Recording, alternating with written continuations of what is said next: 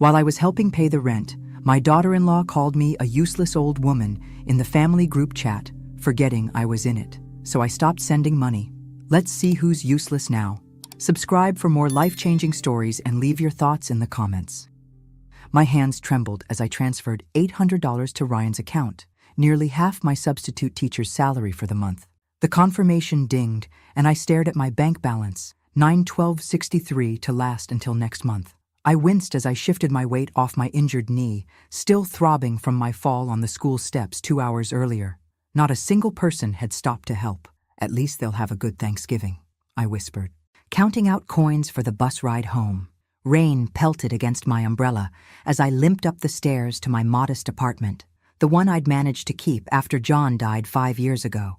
Inside, I hung my damp coat and immediately began preparing the turkey. 16 hours of cooking lay ahead, but I didn't mind. After 3 years of cancellations, my son and his family were finally coming for Thanksgiving dinner.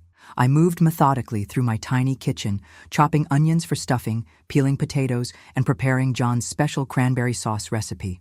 Every few minutes I checked my phone, half expecting the cancellation that haunted me. By midnight, the pies were cooling, and everything was ready for tomorrow's feast. The next morning, I was up at 5, sliding the 20-pound turkey into the oven. I hummed as I set the table with my best china, chipped in places but still elegant. I even bought sparkling cider for my teenage grandchildren, Emma and Tom, whom I barely knew anymore. At 4:30 p.m., with the turkey golden and the house filled with aromas of sage and cinnamon, my phone rang. Ryan's name flashed on the screen. "Mom?" His voice carried that familiar tone, the one that preceded disappointment. My stomach clenched. "You're not coming." Something came up. A really important networking opportunity with Vanessa's colleagues. "I see." My voice sounded hollow, even to my own ears. "We'll reschedule, I promise." In the background, I heard Vanessa's voice, slightly muffled but clear enough. "Tell her we have an important commitment, honey. She'll understand." She always does. Then came the unmistakable sound of laughter. "I'm sorry, Mom. You get it, right? This could really help my career." "Of course," I said automatically. "I understand." After hanging up, I stood motionless in my festive dress, surrounded by a feast prepared for ghosts. Methodically, I began wrapping each dish in foil. The food would last me weeks. As I stored the untouched pumpkin pie, my phone chimed with a notification. With numb fingers, I opened the app to find photos posted by Paul, my former colleague. Best Thanksgiving ever. The images showed Ryan, Vanessa, Emma, and Tom, all smiling broadly at an elegant dinner party in someone's mansion. They wore formal attire, champagne flutes raised in celebration. I zoomed in on Vanessa's neck. A new diamond pendant gleamed there, probably worth 3 times what I sent them monthly. My vision blurred as I noticed Ryan's expensive watch, the one I'd never seen before. For this dinner, I'd been deemed unworthy to attend. I'd transferred money I couldn't spare, money that meant working weekends, cleaning houses in addition to my teaching jobs. At 58, my body protested these extra hours with aches that kept me awake at night. I lowered myself onto a kitchen chair, surrounded by food no one would eat, in an apartment no one wanted to visit.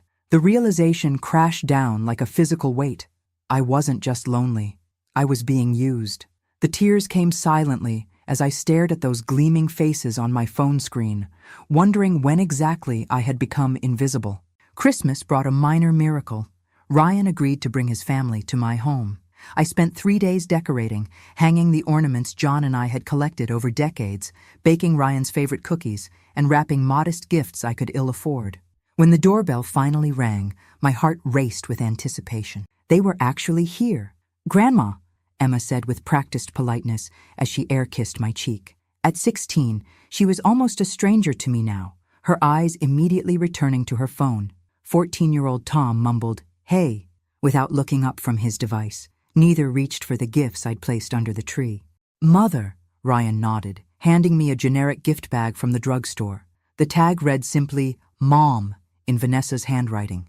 "The place smells interesting," Vanessa said, wrinkling her nose as she stepped inside. "Is that mothballs?" "Just potpourri," I replied softly, closing the door against the cold. "I made your favorite casserole, Ryan." "We already ate," Vanessa interjected. "I told Ryan we should call first, but you know men." She laughed sharply, glancing around my apartment with thinly veiled disdain. Throughout dinner, which only I ate while they picked at dessert, Vanessa interrupted me constantly. When I began a story about my teaching days, she cut in, "Kids learn so differently now. Those old methods are completely outdated." I noticed Ryan's silence, his complete deference to her every opinion. When had my confident, outspoken son become this quiet shadow? "Emma mentioned she's struggling with algebra," I ventured. "I could help. I tutored math for years." Vanessa rolled her eyes dramatically. "No offense, Martha, but those antiquated techniques won't work with today's curriculum. We've hired an online tutor. Very expensive, but the best." I nodded, swallowing the retort that rose in my throat. The same antiquated techniques that had helped dozens of struggling students succeed. The evening crawled by, punctuated by Vanessa's sighs whenever I spoke, and the constant tapping of my grandchildren's fingers on their phones. Ryan checked his watch every few minutes as if enduring a tedious obligation. As they prepared to leave, barely an hour and a half after arriving, Ryan pulled me aside in the kitchen. "Mom, we're in a tight spot financially," he whispered, glancing toward the living room where Vanessa was putting on her designer coat. "The economy's rough right now." His eyes couldn't meet mine. "Would it be possible to increase your monthly help to $200? Just temporarily." The request knocked the wind from me. I was already working 3 jobs, skipping meals, cutting my blood pressure medication in half to make it last longer. "Things are really that bad?" I asked, searching his face. "Worse," he said grimly. "We might lose the apartment." I thought of my grandchildren without a home, of Ryan's desperation. Despite the evening's coldness, despite the growing certainty that something wasn't right, I nodded. "I'll make it work." Relief flooded his face. He squeezed my shoulder, the closest thing to affection I'd received all night. "You're the best, Mom. We'll pay you back someday." As they drove away, I stood in my doorway watching their expensive SUV disappear. To send $200 monthly, I'd need to take on weekend house cleaning jobs in addition to my weekday tutoring and substitute teaching. At 58, my knees already screamed in protest. I closed the door on the cold night air, surrounded by half-eaten desserts and unopened gifts. The truth settled over me like a shroud. I wasn't family to them anymore. I was an ATM with a pulse. February 12th, my birthday. 59 years old today. I'd baked myself a small chocolate cake, John's recipe, the one he'd made for me every year during our 30-year marriage. One candle stood in the center, its flame dancing in the dim light of my kitchen. My phone remained silent all day. No calls, no messages. I'd checked my mailbox 3 times, hoping for a card. Nothing. "Happy birthday to me," I whispered, cutting a slice of cake I couldn't bring myself to eat. On the counter sat the old iPhone Ryan had given me for emergencies. I rarely used it except to check the family WhatsApp group he'd created supposedly to share photos of the kids. I hadn't posted anything there in months, but occasionally scrolled through to glimpse my grandchildren's lives I was no longer part of. Tonight, loneliness pushed me to pick it up. Perhaps someone had remembered after all. The group showed several new messages. The most recent photos showed Emma and Tom at an expensive amusement park, the kind that costs hundreds per ticket. I zoomed in on their smiling faces, touching the screen as if I could reach through it. Suddenly, the typing indicator appeared. Vanessa was online. My heart skipped. Maybe a belated birthday wish? Her message popped up. "Just lied to the useless old lady that we can't see her this weekend because Tom is sick. Actually, we're going to Aspen, but she sent $1,000 extra to help with medicine, LMAO. That covers our resort stay. Honestly, can't stand her smelly apartment and repetitive stories anymore. At least the old fool's money pays our rent and extras. LOL. Better she keeps thinking we're broke so she keeps financing our lifestyle." The idiot believes everything. Multiple laughing emojis followed. My hands shook violently. I waited, praying Ryan would defend me. Instead, his reply appeared. "Ha ha ha, I know, right? Don't be too harsh, babe. She's annoying with all that neediness, but we need her for now. Once we finally sell Dad's vacation house, the one she doesn't know exists, we can drop this charade. Until then, we put up with the occasional weepy calls. Small price for $1,800 monthly tax-free." Another user, Jessica R., Vanessa's work, responded, "You guys are evil, but I admire the strategy. Milk the old cow while she still produces." The phone slipped from my fingers. clattering on the table. My chest constricted so tightly, I couldn't breathe. I reread the messages, desperately searching for another interpretation. There was none. My son, my only child, was mocking me while deliberately extracting money he didn't need. Worse, he'd hidden property from me, property that likely came from John's estate. The single candle on my cake flickered, casting grotesque shadows across my kitchen. In its wavering light, I saw the truth of the past 5 years. Every canceled dinner, every eye roll, every rushed visit. It wasn't just indifference, it was calculated contempt. I'd been sending nearly half my income to people who laughed at my sacrifice, working multiple jobs, skipping meals, postponing medical care, all while they vacationed in Aspen and purchased jewelry. The most brutal revelation wasn't the financial deception. It was knowing my son, the baby I'd nursed, the boy I'd raised alone after John died, saw me as nothing more than a resource to exploit, a useless old lady, a cow to be milked. The candle guttered out, plunging the kitchen into darkness. In that moment, something inside me died too, something trusting and maternal that had survived decades of disappointment. What remained was something colder, something with unexpected strength. 2 weeks passed after discovering those messages. 2 weeks of going through motions, teaching, cleaning houses on weekends, transferring money to Ryan, all while a storm raged inside me. I couldn't eat, couldn't sleep. My body moved through the world like an empty shell. When Dr. Wilson's nurse called about my routine blood pressure check, I almost canceled. What was the point? But some lingering sense of self-preservation made me keep the appointment. Your blood pressure is dangerously high, Martha. Dr. Wilson frowned at the reading. 189/110. This puts you at risk for a stroke. I nodded absently, barely hearing him. Martha, his firm tone cut through my fog. Something's wrong beyond your numbers. I've been your doctor for 20 years. Talk to me. Maybe it was his kind eyes, so unlike Ryan's evasive gaze. Maybe it was simply having no one else to tell. Whatever the reason, the dam broke. I told him everything. The messages, the exploitation, the years of sacrifice while they secretly prospered. When I finished, he sat silently, hands steepled under his chin. Finally, he sighed deeply. Martha, what I'm about to share borders on unprofessional, but I'm concerned for your well-being. He hesitated. You know my wife, Caroline? I nodded. I'd met her at hospital fundraisers years ago. She works at First National, same department as Vanessa. My pulse quickened. Caroline mentioned that Vanessa constantly brags about her promotions and bonuses. According to office gossip, she's making well over $120,000 a year now. The room tilted slightly. That can't be right. There's more, he continued reluctantly. At the bank's Christmas party, someone congratulated Ryan on his position at his brother-in-law's brokerage firm. Caroline remembers because Vanessa boasted he'd been there for 8 months. 8 months. The same 8 months I'd been sending extra money for their financial emergency. Martha, are you all right? You've gone pale. My hands gripped the examination table so hard, my knuckles turned white. You're absolutely certain about this? Caroline doesn't gossip idly, he confirmed.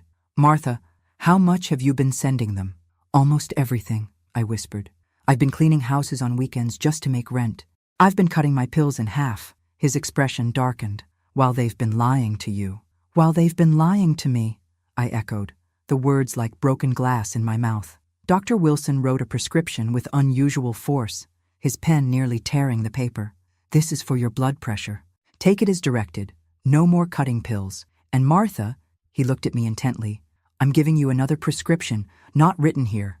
Stop sending them money, immediately. As I rose to leave, he added, Caroline also mentioned Vanessa's shopping habits. Last week she bought a $3,000 purse on her lunch break. I froze in the doorway, remembering how I'd fallen last month and couldn't afford a $30 cab to the emergency room.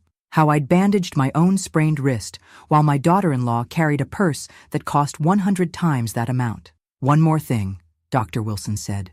Your son was never unemployed, was he? No, I replied, certainty crystallizing into something hard and cold inside me. It appears he wasn't. Driving home, my mind replayed conversations from the past 5 years, reinterpreting every interaction through this new lens of truth, the casual cruelty, the constant excuses, the increasing demands paired with decreasing affection. By the time I parked at my apartment building, something had changed. The shock and hurt remained, but alongside them grew something unfamiliar, something with teeth. I wasn't just angry. I was awakening. That night after seeing Dr. Wilson, sleep evaded me. I paced my small apartment, his revelations echoing in my mind. For 5 years, I'd made myself smaller, working multiple jobs, skipping meals, rationing medicine, while my son and his wife lived in luxury. At 3 a.m., I flipped on my bathroom light and truly looked at myself for the first time in years. The woman in the mirror was a stranger, hair gray and untended, dark circles beneath dull eyes, shoulders permanently curved from years of invisible weight. "Who are you?" I whispered to my reflection. This woman had allowed herself to be diminished, exploited, and discarded. She had believed she deserved it. She had accepted crumbs of affection in exchange for her dignity. "Enough," I told the mirror firmly. "This ends now." My hands stopped shaking. My voice lost its tremor. In that moment, Martha Sullivan began to return from the dead. I wouldn't confront them immediately. That would only trigger more lies, more manipulation. Instead, I would reclaim my power silently, one piece at a time. Morning brought clarity and purpose. First, I canceled the automatic monthly transfer to Ryan's account without explanation. Next, I visited my bank and spoke with the manager about securing my accounts. "I'd like to revoke all access permissions," I explained, "and check if there have been any unauthorized inquiries recently." The manager tapped at his keyboard. "Actually, yes. Your son attempted to access your balance information last week, but our system required additional authentication." Another piece of the puzzle clicked into place. Ryan had been monitoring my accounts, calculating exactly how much he could extract. At home, I left the family WhatsApp group without explanation and temporarily blocked Ryan and Vanessa's numbers. Their reaction would come soon enough. I stared at my phone contacts, scrolling to a name I hadn't called in years, Diana Levinson, my closest friend before Ryan had subtly suggested she was a bad influence who took advantage of me. My finger hovered over the call button, then pressed decisively. "Martha?" Diana's voice was surprised but warm. "My God, it's been forever. I thought you'd moved away or something." "No," I replied, surprised by the steadiness in my voice. "I just got lost for a while, but I'm finding my way back." That afternoon, I visited the public library and enrolled in a free financial literacy course. On my way out, I picked up a pamphlet about legal rights for older adults. The day before Ryan's birthday, I sent only a simple card. No check, no emotional message, none of the usual extra money. The response was immediate. My phone began ringing incessantly.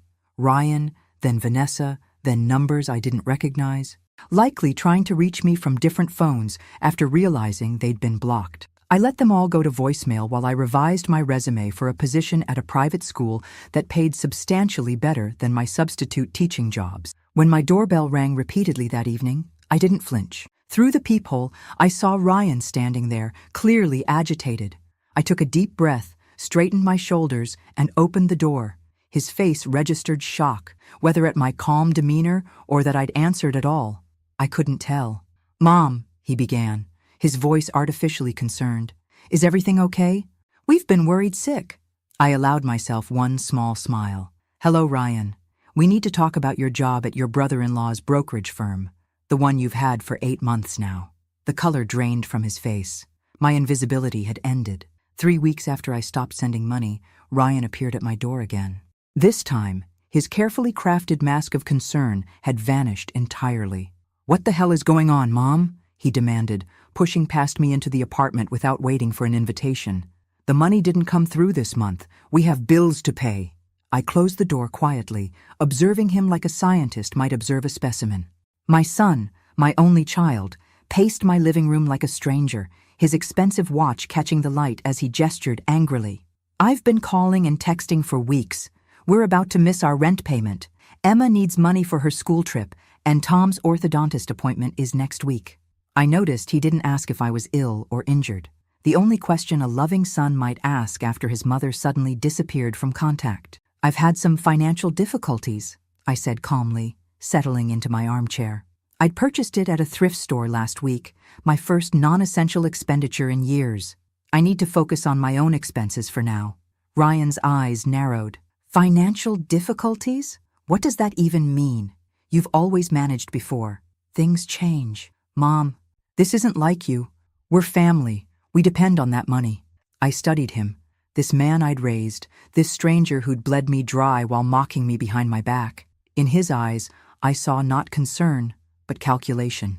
How is your job going? I asked pleasantly. What job? You know I've only had temporary work since the layoff. I smiled slightly. I meant your position at Bennett & Associates, your brother-in-law's brokerage firm. You've been there 8 months now, isn't that right? Ryan froze mid-step. The color drained from his face so rapidly, I almost felt concerned. Who told you that? He whispered. Does it matter? What matters is that you've been lying to me. For years, he recovered quickly, anger replacing shock. You've been spying on me?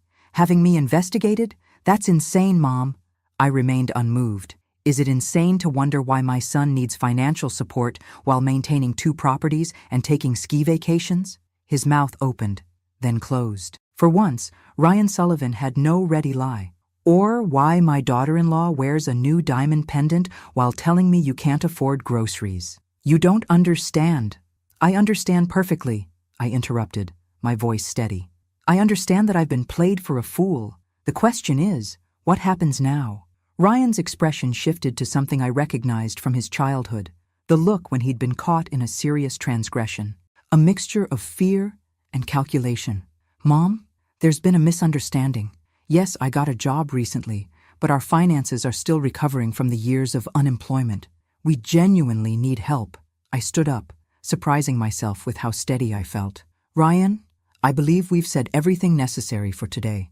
I think you should leave. You're abandoning your family when we need you, he hissed, desperation making him ugly. After everything we've done for you, keeping you involved in our lives, visiting when we can. What you've done for me. My laugh sounded foreign to my ears. Get out, Ryan. We'll discuss this when you're ready to tell the truth. I opened the door and waited. For a moment, I thought he might refuse, might continue this futile performance. Instead, he stalked past me, pausing at the threshold. You'll regret this, he warned. You need us more than we need you. I closed the door behind him without reply, leaning against it as his footsteps receded down the hallway. For the first time in years, I felt something extraordinary. I felt powerful. The confrontation with Ryan left me shaken, but resolute. I needed to know exactly what I was dealing with. I'd glimpsed the tip of an iceberg, but intuition told me the deception ran deeper. I found Bradley Cooper through an ad in the community paper. Retired PI. Affordable rates. He was a grandfatherly man, with shrewd eyes and a gentle manner. I'm not looking for revenge, I explained during our first meeting at a diner near my apartment. I need to understand the full extent of the lies before I can move forward. Bradley nodded. I understand, Mrs. Sullivan. You need closure. 2 weeks later, he called requesting an urgent meeting. We met at a quiet coffee shop downtown. The moment I saw his face, I knew he'd found something significant. Mrs. Sullivan, he began, unusually somber. You might want to brace yourself. He slid a manila folder across the table. My fingers trembled as I opened it, revealing photos of a luxurious waterfront property, bank statements, legal documents. Is this the vacation house Ryan mentioned in the messages? I asked, examining a photo of an elegant colonial-style home with a private dock. No, Bradley pointed to the deed date. This property was purchased 3 months after your husband's death. The source of funds is what you need to see. I turned the page and found a copy of an insurance document. My breath caught as I read, John Sullivan Life Insurance Policy, $750,000. My husband never mentioned such a large policy, I whispered. According to the beneficiary information, it was split evenly, 50% to you, 50% to your son. Did you receive your portion, $375,000? I shook my head, feeling suddenly lightheaded. No, nothing. Bradley's expression darkened as he showed me another document, a power of attorney I'd signed while battling severe pneumonia shortly after John's death. Ryan used this to redirect your entire portion into accounts he controlled. He later forged your signature on several transfers. Bradley hesitated. Mrs. Sullivan, this constitutes criminal fraud. My hands shook violently as I examined the documents. The room seemed to tilt sideways. There's more, Bradley continued gently. The apartment they claim to rent? They own it outright, purchased with some of your insurance money. There was never any rent to pay. Each revelation hit like a physical blow. Vanessa hadn't just received promotions. She'd inherited substantially from her grandmother 2 years earlier. Ryan managed significant investments. Their temporary jobs were elaborate fictions. They've been extracting money from you while living in luxury, Bradley concluded. And I found evidence they're planning to sell your apartment. The property was transferred to Ryan's name through documents manipulated by his friend Joseph Miller, an attorney who handled your husband's estate. The coffee shop faded around me as the brutal truth crystallized. For 5 years, I'd lived in self-imposed poverty, working multiple jobs, skipping meals, rationing medicine, while my son lived lavishly on money that legally belonged to me. Mrs. Sullivan, are you all right? I raised my eyes from the devastating evidence before me. Something had changed in me, something fundamental and irreversible. I'm better than I've been in years, Mr. Cooper, I said, surprised by the steadiness in my voice. For the first time, I'm seeing clearly. What will you do now? He asked quietly. I closed the folder with newfound determination. Whatever is necessary to reclaim what's mine. The invisible woman was becoming visible, and she was furious. Armed with Bradley Cooper's evidence, I sought legal counsel. Douglas Freeman, a silver-haired attorney specializing in elder financial abuse, reviewed my documents with growing indignation. Mrs. Sullivan, you have a rock-solid case for fraud and misappropriation, he stated firmly. Your son could face significant criminal penalties. The word criminal made my heart constrict. Despite everything, the thought of Ryan in prison troubled me deeply. Is there another option? I asked quietly. Douglas leaned forward. We could pursue civil remedies first. Demand full restitution, transfer of properties, legal fees. It would give him a chance to avoid criminal charges. I nodded, relieved. That's where I want to start. He may not cooperate, Douglas warned.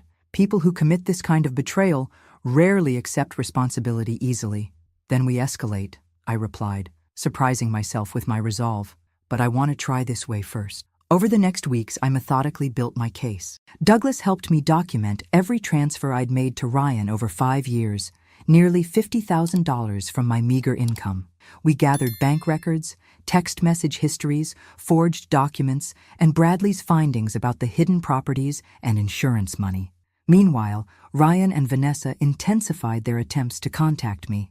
Their messages evolved from concerned to desperate to threatening. Mom, please call us. We're worried about you. Ryan. Martha, if you're upset about something, we should talk. Vanessa. Mom, our electricity is about to be shut off. The kids are suffering. Ryan.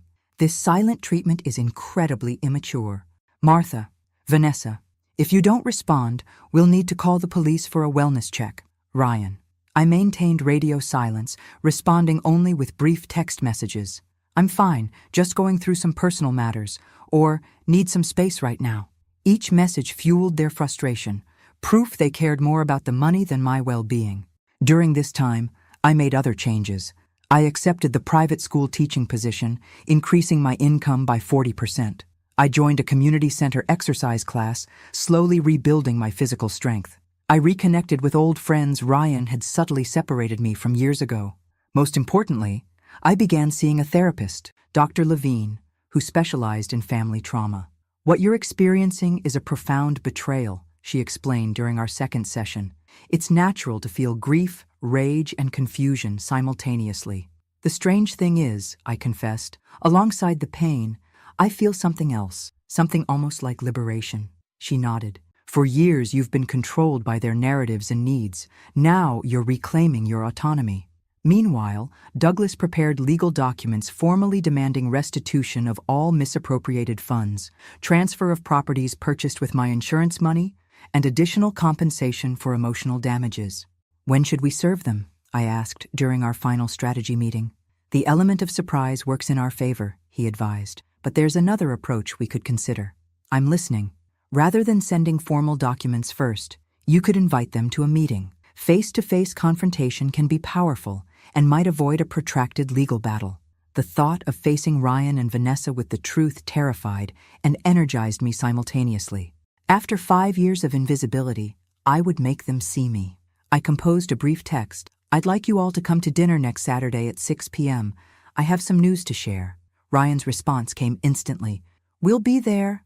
So glad you're feeling better, Mom. In his eagerness to restore the flow of money, he didn't notice the shift in power.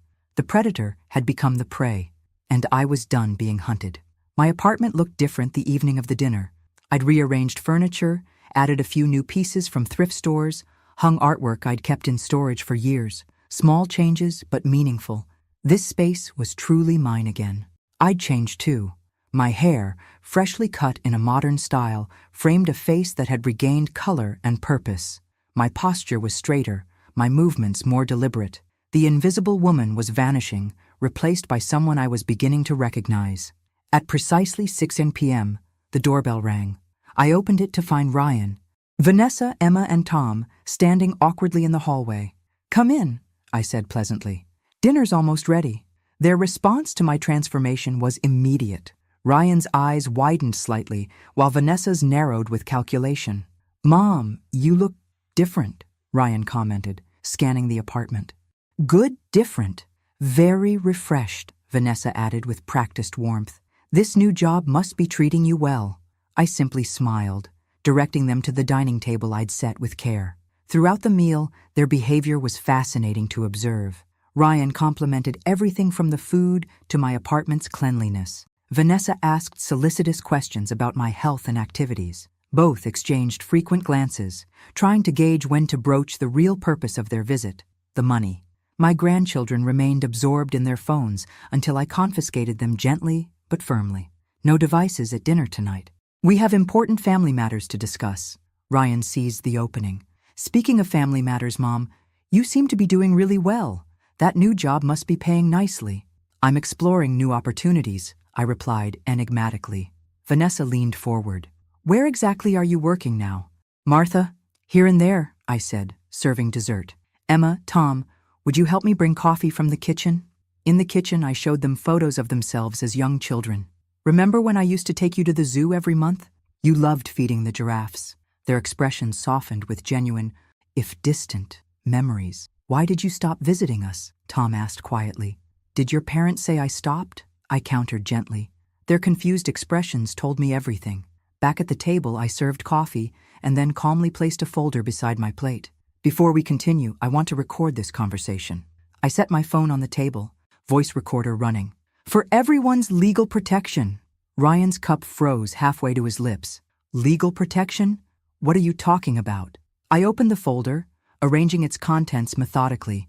Bank statements showing my transfers to Ryan, copies of the forged insurance documents, photos of the Newport house and their rented apartment, and printouts of the WhatsApp messages. For 5 years, I began evenly. I believed my life had to be one of sacrifice to help my struggling son. I worked multiple jobs at nearly 60, skipped meals, rationed medicine, all to send whatever I could to you. I pressed play on my phone. Vanessa's voice filled the room. Sugar, the old cow, while she still produces milk, followed by Ryan's laughter. Meanwhile, I continued, indicating the documents, you were living in 2 properties, concealed $375,000 of my insurance money, and planned to take this apartment, which, I've discovered, legally belongs to me. I turned to my grandchildren, whose faces reflected genuine shock. Did your parents ever tell you I chose not to see you? Or have you also been part of this deception? Emma began crying silently. Now, I said, my voice steady despite my racing heart, I'd like to discuss how you plan to return the $642,753 that legally belongs to me. That legally, plus interest and emotional damages, of course. Ryan started to rise, but I cut him off. Your attorney has been notified, and mine is waiting for my call by 9 p.m. confirming I'm safe. If he doesn't hear from me, he'll file all criminal charges first thing tomorrow. The silence was broken only by Tom's fork clattering to the floor. The room froze in a tableau of exposed deceit. Ryan recovered first, his shock morphing into indignation. This is insane, he sputtered, pushing back from the table. You're taking things completely out of context. Vanessa's face hardened. Spying on us? Hiring investigators? Martha, I never thought you'd stoop so low. I remained perfectly still, allowing their denials to echo hollowly in the room. Then I simply pressed play on my phone again, letting Vanessa's voice fill the space. Sugar the old cow while she still produces milk. That's That was a joke, Vanessa protested, her composure cracking. You weren't supposed to see that? Exactly, I replied softly. I wasn't supposed to know how you really felt. Ryan switched tactics, his expression softening into the contrite look I'd seen countless times. Mom, we've made mistakes, yes, but you always had everything while we struggled to build a life. You lived comfortably in this apartment while you what? Ryan? I interrupted. Purchased a waterfront property with my insurance money? Took ski vacations while I cleaned houses on weekends to send you cash? Emma looked up, tears streaming down her face. Grandma, did you really work 3 jobs to send us money? While they said you were too busy to visit us? The genuine shock in her voice confirmed what I'd suspected. My grandchildren had been manipulated too. Yes, Emma, I answered gently. I worked myself to exhaustion, believing your father was unemployed and you were struggling. Tom's face reddened as he turned to his father. You said Grandma was selfish and didn't care about us. You said she had plenty of money but wouldn't help. Ryan's face drained of color. Vanessa jumped in, her voice honey-laced poison. Martha, clearly there's been a misunderstanding. We never intended— Please stop, I said, raising my hand. I have documentation of every transaction, every forged signature, every fraudulent transfer. The insurance company has already confirmed the policy was illegally redirected. Ryan stood abruptly, desperation in his eyes. You can't prove anything. It's your word against ours. My attorney advised me you'd say that. I slid another document across the table. That's why I petitioned for handwriting analysis on the forged documents. The results arrived yesterday. Ryan glanced at the paper, then away.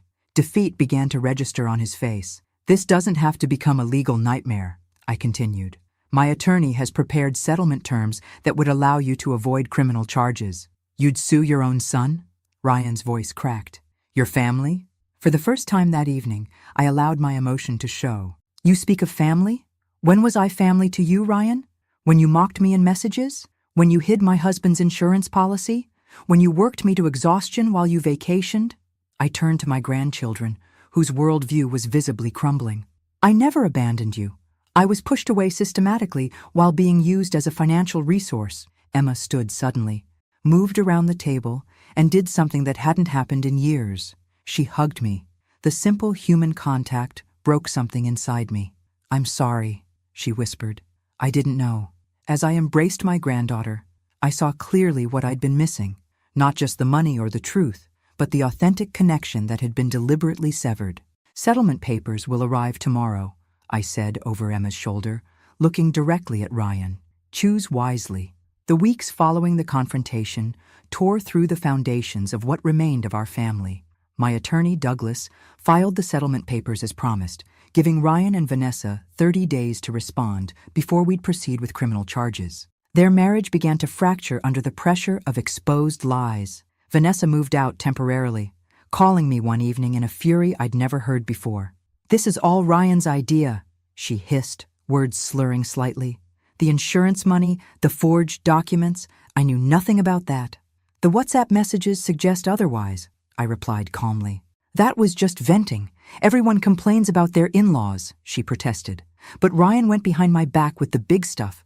Did you know he's been gambling, or that he had an affair with my friend Jessica last year? I remained silent, recognizing her tactic, offering new betrayals to distract from her own culpability. I need you to tell your lawyer I wasn't involved, she continued desperately. My career would be destroyed if this became public. The bank has strict ethics policies. I'll consider your request, I said, hanging up without commitment. Meanwhile, Ryan alternated between pleading messages, Mom, please, we can work this out as a family, and thinly veiled threats. If you push this, none of us will ever speak to you again. The most surprising development came from my grandchildren. Emma called one afternoon, asking if she could visit. When I opened my door, both she and Tom stood in the hallway, looking lost. Can we talk to you, Grandma? Emma asked hesitantly. About everything? Over hot chocolate, they shared their side of the story, how they'd been gradually separated from me through elaborate excuses, how their parents had painted me as disinterested and selfish. Dad always said you were too busy for us, Tom explained. When we asked to visit, he'd say you had declined. And Mom said your apartment was unsafe because of your hoarding problem, Emma added. My what? I nearly choked on my drink. She said you had mental health issues and couldn't handle visitors. Emma continued. We believe them because, well, they're our parents. Their visits became regular, tentative bridges being rebuilt between us. With each conversation, I learned more about the toxic environment they'd been raised in, the constant focus on appearances, the casual dishonesty, the materialistic values. One evening, just days before the settlement deadline, Emma and Tom appeared at my door unexpectedly, faces streaked with tears. Everything's falling apart, Emma sobbed. Dad moved into a hotel. Mom's talking about relocating to Chicago. They're fighting constantly about money and blame. We're scared, Tom admitted, looking younger than his 15 years. Dad could go to jail, couldn't he? The question hung in the air, heavy with implications. Yes, Ryan could face prison time if I pursued the criminal charges, a reality I'd been avoiding confronting. What happens to us if he does? Emma whispered. I pulled them both into an embrace, feeling their bodies shake with fear. These children, innocent bystanders in a war of adult making, had already lost so much: their security, their trust, their family structure. That night, after they left, I sat alone in my kitchen, staring at the calendar marking the settlement deadline. In 3 days, I needed to instruct Douglas on how to proceed. The choice loomed before me: justice or mercy, restitution or relationship, legal victory or family healing. I'd spent months building a case that could reclaim what was stolen from me. But was I prepared to pay the emotional price of winning? The morning of the settlement deadline dawned with a gentle rain in Providence, the same weather as the day I'd fallen on those school steps months ago, invisible to everyone around me. Today, as I stepped from a taxi in front of Douglas Freeman's office, the driver insisted on holding an umbrella for me all the way to the entrance.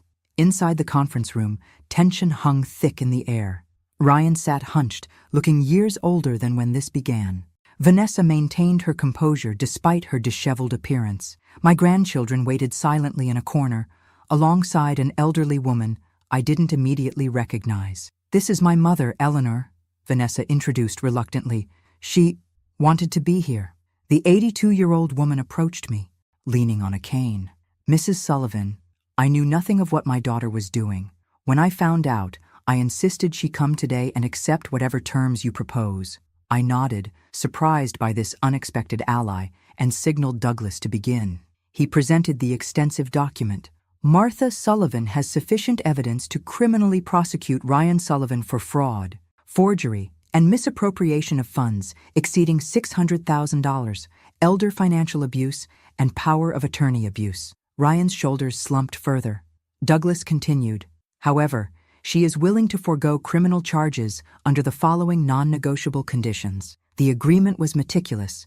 Ryan would immediately sell the Newport house and transfer all proceeds to me.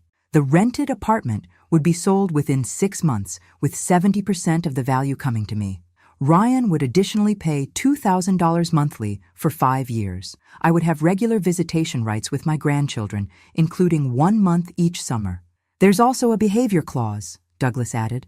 Any attempt to disparage Martha to the grandchildren or community will result in immediate reinstatement of criminal proceedings. Ryan, facing the very real possibility of prison, signed without objection. Vanessa attempted to argue about the apartment sale, but a single look from her mother silenced her. Why are you doing this, Martha? Ryan finally asked, his voice hollow. You could send me to prison. You could completely ruin our lives. I studied my son, truly saw him, and recognized something I hadn't noticed before. Fear, not just of prosecution, but a deeper, older fear. I'm not doing this for you, I replied calmly.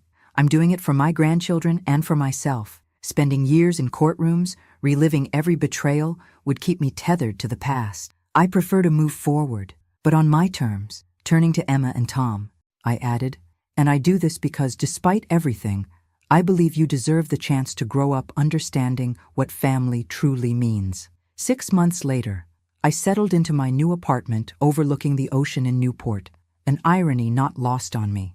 With my recovered funds, I'd not only secured my financial future, but created a special space for Emma and Tom, who now spent every weekend with me. My phone rang, Caroline Wilson, inviting me to another meeting of the group I'd founded, Second Chances After 50, a program helping older women identify and combat financial and emotional abuse. Ryan, now working as a teaching assistant at a community school after losing his brokerage position, had begun therapy and was slowly rebuilding a relationship with me, a painful but necessary process for us both. Vanessa had disappeared after their divorce, moving to another state, but her mother Eleanor had surprisingly become my friend and ally. On a sunny afternoon, I helped Emma with her math homework on my balcony. The ocean view was spectacular. "Grandma," Emma asked, "do you regret not sending Dad to prison?" I considered her question carefully. "Justice and revenge are different things, sweetheart. Sometimes true victory isn't in destroying those who hurt you, but in rebuilding something better from the ruins." I glanced at the newly framed photo on my wall.